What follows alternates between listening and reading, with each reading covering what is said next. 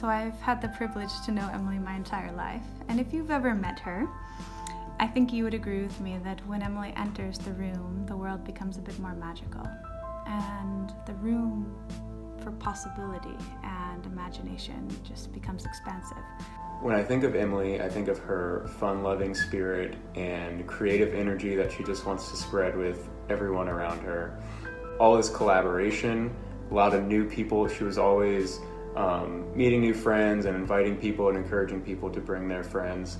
And it meant that it was just this environment where, there'd be somebody across from you that you've never met, but here you are, painting something with them or creating a puppet with them or playing a song, improvising a song with them.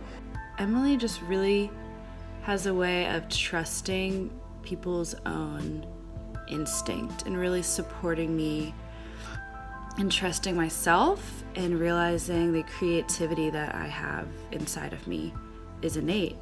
And I think that she's really taught me to see art in a different way and creativity in a different way, that it isn't not just as like a painter or a performance artist. It can be in each small movement or moment. And I think she has a really magical quality of drawing that creativity out of people, just showing them that it's there within us all. We were roommates and collaborators on a couple different public pop-up puppet shows. And if I could sum up what Emily has taught me through her passion of puppetry is the word magic.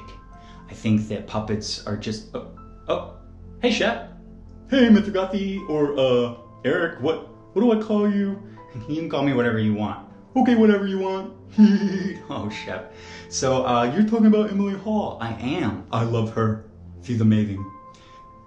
She's the reason for my existence. There's a sense of wonder that Emily sees the world through very authentically, and she invites everybody to look through her lens and see the world through her eyes and see the potential of materials and see the way that we're all connected and the way that, any object can be activated, and the way that being playful and really letting yourself explore can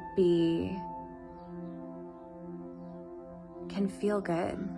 This is about mental health. This is about body health. This is about your creative being unfolding into the moment-to-moment future.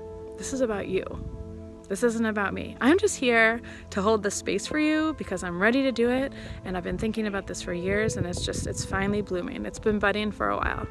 So please contact me with any questions or concerns. There's a lot of copy in my Indiegogo campaign, and there are links to my Studio Gnome website.